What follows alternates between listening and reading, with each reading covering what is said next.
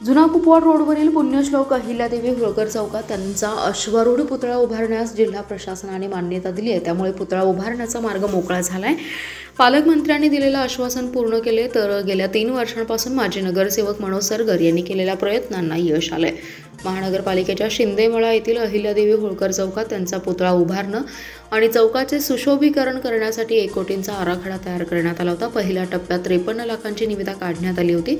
त्यामधील केवळ चौक सुशोभीकरण करण्याच्या कामांना जुलै 2022 मध्ये मान्यता देण्यात आली होती। मात्र माजी नगरसेवक मनोज सरगर यांनी ऑगस्ट 2022च्या महासभेत यावर आवाज उठवून अहिल्यादेवी होळकर यांच्या पुतळ्यासाठी निधीची तरतूद करावी अशी मागणी केली। त्यानंतर चबुतरा बसवणे आणि पुतळ्यासाठी शासनाकडे प्रस्ताव पाठवण्यात आला होता। तर अहिल्यादेवी होळकर यांचा पुतळा उभा करून चौक सुशोभीकरणासाठी 1,50,00,000ची मागणी 9 मार्च 2021ला केली होती। त्यानुसार निधीची 2022 मध्ये तरतूद देखील करण्यात आली। चौक सुशोभीकरणाचं काम पूर्ण झाले पण पुतळा बसवण्यास मान्यता मिळत नव्हती। त्यामुळे माजी नगरसेवक मनोज सरगर यांनी खंत व्यक्त केली। नुकताच सरगर यांनी भाजपमध्ये प्रवेश केला होता। या कार्यक्रमात पालकमंत्री चंद्रकांत दादा पाटील यांनी 1 महिन्यात अहिल्यादेवी होळकर चौकात पुतळा उभा करू अशी ग्वाही दिली होती। त्यानंतर सरगर यांनी पाठपुरावा केला। आमदार सुधीर गाडगीळ, गोपीचंद पडळकर, जयश्रीताई पाटील यांनी देखील प्रयत्न केले होते। नुकतीच जिल्हा प्रशासनाने अहिल्यादेवी होळकर यांचा पुतळा उभारण्यास मान्यता दिली आहे। त्यामुळे लवकरच अहिल्यादेवींचा अश्वारूढ पुतळा उभारला जाणार आहे।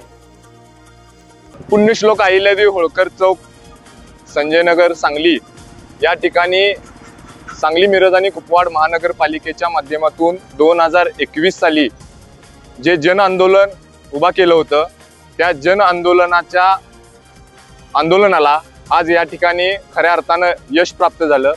पुण्यश्लोक अहिल्यादेवी होळकर चौक, संजयनगर, सांगली या होळकर चौकातील अहिल्यादेवींचा अश्वारूढ पुतळ्यास आज आपल्या सांगली कलेक्टर ऑफिस यांच्या वतीनं परमिशन देण्यात आली। त्याबद्दल मी प्रशासनाचं आणि यासाठी काम करत असणाऱ्या आमच्या महानगरपालिकेचं अभिनंदन करतो, आभार व्यक्त करतो।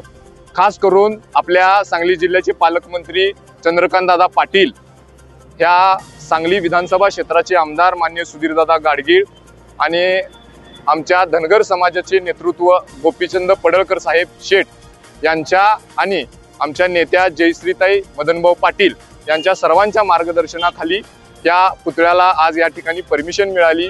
आमच्या बिरोबाचरणी मी एकच प्रार्थना करतो की हा कार्यक्रम येणाऱ्या काही थोड्या दिवसात या ठिकाणी उत्साहात आणि आनंदात पार पडणार असून आपल्या या अहिल्यादेवी प्रेमींना आणि सकल समाजावरती प्रेम करणाऱ्या प्रत्येक बंधू भगिनींना मी नम्रतेचं विनंती करतो, आवाहन करतो, आपण सर्वांनी या अहिल्यादेवी होळकर चौकाच्या अश्वारूढ पुतळ्याच्या शुभारंभास सर्वांना लवकरच आमंत्रण आणि निमंत्रण पाठवण्यात येईल। हा प्रशासनाचा कार्यक्रम असून प्रशासनाकडून याची योग्य ती दखल घेऊन योग्य ते नियोजन करून या ठिकाणी नियोजन करण्यात येईल।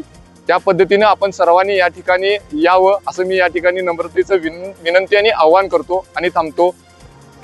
आज अहिल्यादेवी पुतळ्याला परमिशन मिळाल्यामुळं आम्ही आमचा आनंद उत्सव आणि आनंद साजरा करण्यासाठी साखर वाटप करून या ठिकाणी फटाक्यांची आतषबाजी करून आमचा आनंद या ठिकाणी आमच्या समस्त धनगर समाजाकडून आज या ठिकाणी आम्ही व्यतीत करतोय।